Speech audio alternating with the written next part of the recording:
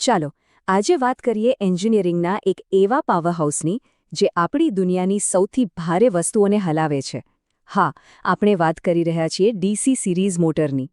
ક્યારેય વિચાર આવ્યો છે કે આ કેવી રીતે શક્ય બને છે? આ સવાલ જ આપણા આજના વિશ્લેષણના મૂળમાં છે, કારણ કે આ એક એવી સમસ્યા છે જેને ઉકેલવા માટે એક ખાસ ટેકનોલોજી બનાવવામાં આવી. અને એનો જવાબ છે ડીસી સિરીઝ મોટર. અહીં જુઓ, આ છે પાવરહાઉસ. એના મુખ્ય ભાગો દેખાય છે. એક છે આર્મેચર, જે ફરે છે, અને બીજું છે સિરીઝ ફિલ્ડ વાઇન્ડિંગ, જે મેગ્નેટિક ફિલ્ડ બનાવે છે.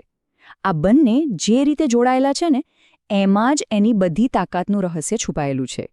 તો આગળ આપણે શું જોવાના છીએ? પહેલાં તો એ સમજીશું કે આ સિરીઝ કનેક્શનનું રહસ્ય શું છે. પછી એની જે હાઈ ટોર્કની સુપર પાવર છે ને, એના પર નજર નાખીશું. સ્પીડ અને લોડ વચ્ચેનું જે બેલેન્સ છે એ પણ સમજીશું. અને હા, એક બહુ જ જરૂરી સેફટી વોર્નિંગ. અને છેલ્લે એ જોઈશું કે આ બધું રિયલ લાઈફમાં ક્યાં કામ આવે છે. તો ચાલો શરૂઆત કરીએ. સૌથી પહેલાં એની મૂળભૂત ડિઝાઇનને સમજીએ, જે આ મોટરને આટલી ખાસ બનાવે છે. અહીંયા જ આ મોટરની સૌથી મોટી ખાસિયત દેખાય છે, એનું સિરીઝ કનેક્શન. આ સર્કિટ ડાયાગ્રામમાં એકદમ સાફ દેખાય છે. જે કરંટ સપ્લાયમાંથી આવે છે એ પહેલાં ફિલ્ડ વાઇન્ડિંગમાં જાય છે અને પછી ત્યાંથી સીધો આર્મેચરમાં. એટલે કે કરંટ માટે બસ એક જ રસ્તો છે. અને આનો મતલબ શું થયો? આનો સીધો મતલબ એ છે કે લોડ કરંટ, આર્મેચર કરંટ અને સિરીઝ ફિલ્ડ કરંટ આ ત્રણેય એક જ છે, બિલકુલ સરખા. અને આ સાદું લાગતું સમીકરણ જ એની જબરદસ્ત તાકાતની ચાવી છે. કેમ? કારણ કે આર્મેચર અને ફિલ્ડ બંને એકસાથે એક સરખા પાવરફુલ બને છે. આ બધું કામ કરે છે ફિઝિક્સના એક બેસિક નિયમ પર. જે સપ્લાય વોલ્ટેજ V આપવામાં આવે છે, એ મોટરની અંદર બનતા બેક EMF EB અને વાઇન્ડિંગમાં જે થોડો વોલ્ટેજ ડ્રોપ થાય છે એના સરવાળા બરાબર હોવું જોઈએ. એમ સમજો કે આ એક જાતનો એનર્જી બેલેન્સ છે, જે મોટરને સતત ચાલતી રાખે છે. સારું, હવે વાત કરીએ મોટરના સૌથી મોટા ફાયદાની, જેને આપણે એની સુપરપાવર પણ કહી શકીએ. આ જે કારણ છે જેના માટે એ આટલી ફેમસ છે. High starting torque. આનો મતલબ શું થાય? સાદી ભાષામાં કહીએ તો, કોઈ ભારે વસ્તુ જે ઊભી છે એને ગતિમાં લાવવા માટે જે જોરદાર ધક્કો જોઈએ એ તાકાત. જેમ કે કોઈ ટ્રેન જ્યારે પ્લેટફોર્મ પર ઊભી હોય ત્યારે એને ચલાવવા માટે સૌથી વધુ પાવર જોઈએ. બસ આ મોટર શરૂઆતમાં જ પોતાની પૂરી તાકાત લગાવી દે છે. હવે આ ગ્રાફ જુઓ. આ ખરેખર બહુ રસપ્રદ છે. એ બતાવે છે કે જેવો મોટરમાં કરંટ જાય છે, એનો ટોર્ક કેવી રીતે આસમાને પહોંચે છે. એના કામ કરવાના બે અલગ અલગ તબક્કા છે. ચાલો એને સમજીએ. તો શરૂઆતમાં શું થાય છે? ટોર્ક જે છે એ કરંટના સ્ક્વેર એટલે કે વર્ગના પ્રમાણમાં વધે છે. આનાથી એકદમ વિસ્ફોટક તાકાત મળે છે. એટલે જ ગ્રાફ શરૂઆતમાં એકદમ તીવ્ર ઢોળાવ સાથે ઉપર જાય છે, પેરાબોલા જેવો. પણ પછી એક પોઈન્ટ એવો આવે છે જ્યાં મેગ્નેટિક ફિલ્ડ સેચ્યુરેટ થઈ જાય છે, મતલબ કે એની લિમિટ આવી જાય છે. ત્યાર પછી ટોર્ક કરંટની સાથે સીધી લીટીમાં જ વધે છે. પણ આટલી બધી શક્તિની એક કિંમત પણ ચૂકવવી પડે છે. ચાલો હવે એ જોઈએ કે અલગ અલગ પરિસ્થિતિઓમાં આ મોટરના પરફોર્મન્સમાં કેવું ગીવ એન્ડ ટેક એટલે કે સમાધાન કરવું પડે છે. આ બંને ગ્રાફ જુઓ. એક જ કહાની કહે છે, પણ અલગ અલગ રીતે. ડાબી બાજુનો ગ્રાફ બતાવે છે કે જેમ જેમ લોડ કરંટ વધે છે, મોટરની સ્પીડ ફટાફટ નીચે આવે છે. અને જમણી બાજુનો ગ્રાફ બતાવે છે કે જો વધારે ટોર્ક જોઈતો હોય તો સ્પીડ ઓછી જ મળશે. આ બંને વચ્ચે વ્યસ્ત સંબંધ છે. એક વધે તો બીજું ઘટે. આનો મતલબ એકદમ સાફ અને સરળ છે, જેને આપણે યાદ રાખી શકીએ. હાઈ ટોર્ક મતલબ લો સ્પીડ, અને લો ટોર્ક મતલબ હાઈ સ્પીડ. બસ આટલું જ. પણ જેમ દરેક સુપરહીરોની કોઈક નબળાઈ હોય છે, એમ આ મોટરની પણ એક છે. અને આ એવી નબળાઈ છે જેના વિશે જાણવું ખૂબ ખૂબ જ જરૂરી છે. તો સવાલ એ છે કે આટલી પાવરફુલ મશીનરીમાં એવી તો કઈ ખામી હોઈ શકે જેને ખતરનાક પણ બનાવી શકે? આનું કારણ ખરેખર સમજવા જેવું છે. જો મોટર પર કોઈ જ લોડ એટલે કે વજન ના હોય તો એને ફરવા માટે બહુ જ ઓછો કરંટ જોઈએ. ઓછો કરંટ એટલે નબળું મેગ્નેટિક ફિલ્ડ એટલે કે ફ્લક્સ. અને સ્પીડનું જે સમીકરણ છે એ મુજબ જો ફ્લક્સ લગભગ શૂન્યની નજીક પહોંચી જાય તો સ્પીડ અનંત તરફ ભાગે છે. પ્રેક્ટિકલી આનો મતલબ એ છે કે મોટર એટલી બધી સ્પીડ પકડી લે છે કે એના પોતાના જ ટુકડા થઈ શકે છે. એટલે આ નિયમ એકદમ પાક્કો યાદ રાખવાનો છે. ડીસી સિરીઝ મોટરને ક્યારે પણ લોડ વગર ચલાવી નહીં. એ હંમેશા કોઈક મશીનરી સાથે જેમ કે ગિયર બોક્સ સાથે જોડાયેલી જ હોવી જોઈએ. આ કોઈ સલાહ નથી, આ એક નિયમ છે. સારું, આ બધી ટેકનિકલ વાતો પછી ચાલો હવે એ જોઈએ કે આ શક્તિશાળી પણ સાવચેતી માગતી મોટરનો ઉપયોગ આપણી આસપાસ ક્યાં થાય છે. એના ઉપયોગો સીધા એની લાક્ષણિકતાઓ સાથે જોડાયેલા છે. જેમ કે ઇલેક્ટ્રિક ટ્રેનો, જેને ઊભેલી સ્થિતિમાંથી આખી ટ્રેન ખેંચવાની હોય છે. પછી ક્રેન્સ, જેને જમીન પરથી ટનબંધ વજન ઉપાડવાનું હોય છે. અને મોટા મોટા હેવી ડ્યુટી ઇન્ડસ્ટ્રીયલ સાધનો. આ બધાને બસ એક જ વસ્તુની જરૂર છે, ખૂબ જ હાઈ સ્ટાર્ટિંગ ટોર્ક. અને આ વાક્ય આ મોટરની ભૂમિકાને એકદમ બરાબર રીતે સમજાવે છે કે આ એવા કામ માટેની બેસ્ટ મોટર છે જ્યાં પહેલી અને સૌથી મોટી જરૂરિયાત હાઈ સ્ટાર્ટિંગ ટોર્ક હોય. આ કોઈ સામાન્ય મોટર નથી, આ એક સ્પેશિયલિસ્ટ છે. અને આ સ્લાઇડમાં આખા વિશ્લેષણનો એકદમ સરસ સારાંશ છે. આપણે 3 મુખ્ય બાબતો જોઈ: એનું પરફોર્મન્સ, એની લાક્ષણિકતાઓ અને એની સેફટી. ટોર્કનો પેરાબોલિક ગ્રાફ, સ્પીડનો હાઇપરબોલિક ગ્રાફ અને લોડ વગર ચલાવવા પરનો પાક્કો પ્રતિબંધ. અને છેલ્લે એક વિચારવા જેવો સવાલ: આ મોટરની તાકાત અને એના જોખમ, આ બંને પાસાને જાણ્યા પછી શું લાગે છે, ભવિષ્યમાં આ સ્પેશિયલિસ્ટ મોટર બીજા કયા ઉદ્યોગમાં ક્રાંતિ લાવી શકે છે? આ વિચાર સાથે જ આપણે આજનું વિશ્લેષણ અહીં પૂરું કરીએ છીએ. આપણે રોજિંદા જીવનમાં કેટલીય મોટરો વાપરીએ છીએ, પણ શું ક્યારેય વિચાર્યું છે કે એની અંદર ખરેખર શું ચાલી રહ્યું છે? તો ચાલો આજે આપણે એક સામાન્ય ડીસી મોટરની અંદરની દુનિયામાં એક સફર કરીએ.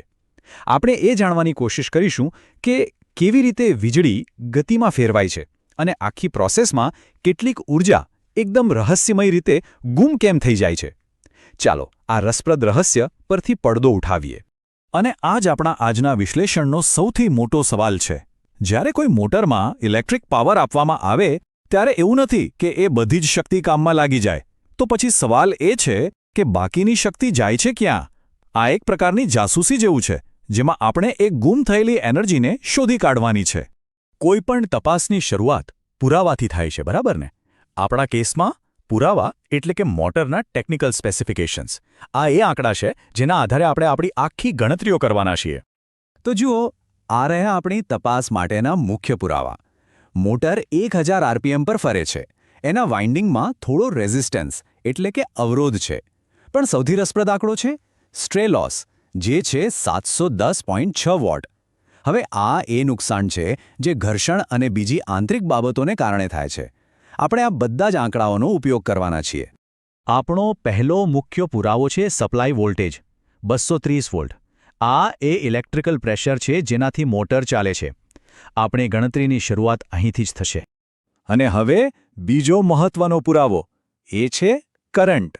52 એમ્પિયર આટલું વીજ પ્રવાહ મોટર વાપરી રહી છે. અને તમને ખબર જ હશે, વોલ્ટેજ અને કરંટને ભેગા કરીએ એટલે આપણને મળે ટોટલ ઇનપુટ પાવર. સારું, તો હવે આપણી પાસે બધા પુરાવા ભેગા થઈ ગયા છે. હવે આપણી તપાસનો અસલી તબક્કો શરૂ થાય છે. આપણે વીજળીના ઇનપુટથી લઈને મોટરના શાફ્ટમાંથી મળતા ફાઇનલ આઉટપુટ સુધીની ઊર્જાની આખી સફરને સ્ટેપ બાય સ્ટેપ ટ્રેક કરીશું. આ પાવર ફ્લો ડાયાગ્રામ આપણો રોડ મેપ છે. એમાં બધું એકદમ સ્પષ્ટ છે. 3 મુખ્ય તબક્કા છે.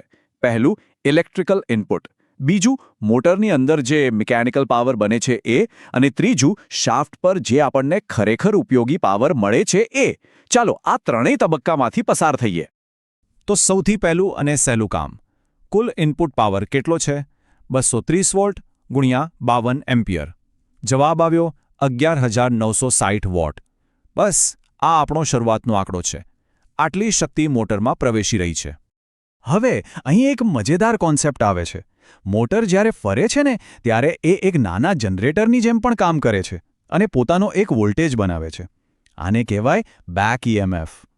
આ વોલ્ટેજ બહારથી આવતા સપ્લાય વોલ્ટેજનો વિરોધ કરે છે. આપણી ગણતરી મુજબ એ છે 211.8 વોલ્ટ. આ આંકડો આપણને સાચો મિકેનિકલ પાવર શોધવામાં બહુ જ મદદ કરશે.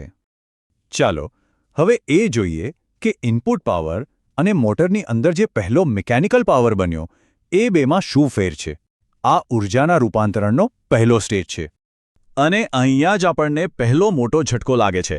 જો 11,960 વોટ ઇનપુટમાંથી માત્ર 11,013.6 વોટેજ આંતરિક મિકેનિકલ પાવરમાં ફેરવાયા, તો સવાલ એ છે કે બાકીનો પાવર ગયો ક્યાં?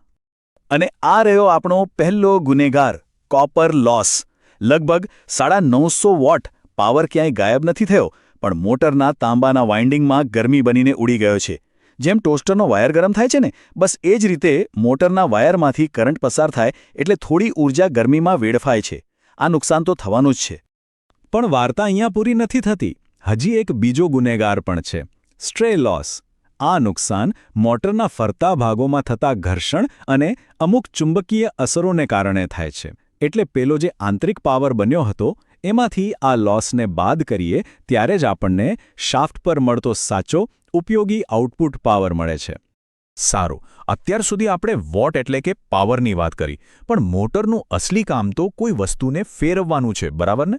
તો ચાલો હવે એ ફેરવવાની તાકાત પર ધ્યાન આપીએ, જેને આપણે ટેકનિકલી ટોર્ક કહીએ છીએ. અહીં પણ પાવર જેવી જ કહાણી છે. બધો ટોર્ક કામમાં નથી આવતો. મોટર કુલ 105.12 ન્યૂટન મીટર ટોર્ક બનાવે છે, પણ આંતરિક ઘર્ષણ અને બીજા લોસ એમાંથી થોડો ટોર્ક ખાઈ જાય છે. એટલે છેલ્લે શાફ્ટ પર આપણને વાપરવા માટે ફક્ત 98.28 ન્યૂટન મીટર ટોર્ક જ મળે છે. તો આટલી બધી ગણતરીઓ અને તપાસ પછી હવે સમય આવી ગયો છે કે આપણે આપણો અંતિમ ચુકાદો આપીએ. આ મોટર ખરેખર કેટલી કાર્યક્ષમ છે? આપેલી ઊર્જામાંથી કેટલી ઊર્જા કામમાં આવી? ફાઇનલ આંકડો આવે પહેલાં ફોર્મ્યુલા સમજી લઈએ. કોઈ પણ મશીનની કાર્યક્ષમતા એટલે શું? સિમ્પલ છે. એને કેટલું આઉટપુટ આપ્યું અને એની પાછળ કેટલું ઇનપુટ વાપર્યું, એ બેનો ગુણોત્તર. આ એક જ ગણતરી આપણી આખી તપાસનો સાર આપી દેશે. અને આ રહ્યું પરિણામ. આપણી આ મોટરની કોમર્શિયલ કાર્યક્ષમતા છે 80.14%. આ ચાર્ટ બહુ સરસ રીતે બતાવે છે કે મોટરને આપેલી 100% વીજળીમાંથી લગભગ 86%નું જ કામ થાય છે, જ્યારે બાકીના લગભગ 14% પાવર ગરમી અને ઘર્ષણમાં વેડફાઈ જાય છે. સારું, આ બધી ગણતરીઓ અને થિયરી તો થઈ ગઈ. હવે કંઈક પ્રેક્ટિકલ વાત કરીએ. માની લો કે તમારે આ મોટરની ફરવાની દિશા બદલવી છે, તો એ કેવી રીતે કરશો? તો આ એક ગોલ્ડન રૂલ છે, હંમેશા યાદ રાખજો. ડીસી મોટરની દિશા ઉલટાવવી હોય તો કરંટની દિશા બદલવી પડે. પણ ક્યાં? કાં તો આર્મેચરના કનેક્શન ઉલટાવો અથવા ફિલ્ડ વાઇન્ડિંગના. બંનેના એકસાથે ક્યારેય નહીં. ચાલો આને ચિત્રોથી સમજીએ. જુઓ, પહેલો ડાયાગ્રામ નોર્મલ સ્થિતિ છે. મોટર ક્લોકવાઇઝ ફરે છે. હવે બીજામાં આપણે આર્મેચરના કનેક્શન્સ ઉલટાવ્યા અને બૂમ, દિશા ઉલટાઈ ગઈ. ત્રીજામાં ફિલ્ડના કનેક્શન્સ ઉલટાવ્યા તો પણ દિશા બદલાઈ ગઈ. પણ એ ચેતવણી યાદ રાખજો, જો બંને એકસાથે બદલ્યા તો કોઈ ફેર નહીં પડે. ચાલો તો ફટાફટ આ આખી વાતનો સાર શું નીકળ્યો એના પર એક નજર કરી લઈએ. આપણી આ તપાસના સૌથી મહત્વના મુદ્દા કયા હતા? તો આપણે શું શીખ્યા? પહેલી વાત કે પાવર લોસ તો થવાનો જ છે. બીજી વાત, ટોર્ક પણ પૂરેપૂરો કામમાં નથી આવતો. ત્રીજું, દિશા બદલવાનો એક સિમ્પલ નિયમ છે. અને છેલ્લે આપણી આ મોટરે 86% કાર્યક્ષમતા સાથે પરીક્ષા પાસ કરી છે, જે ખરાબ નથી. અને અંતે એક વિચારવા જેવો સવાલ. આ તો ફક્ત એક મોટરની વાત હતી. જરા વિચારો, આખી દુનિયામાં અત્યારે જે અબજો મોટરો ફરી રહી છે, જો એ બધી જ મોટરોમાંથી ફક્ત આટલો જ પાવર વેડફાતો હોય તો એ કુલ મળીને કેટલો મોટો વ્યય હશે? આ સવાલ સાથે આજની ચર્ચા અહીં જ પૂરી કરીએ.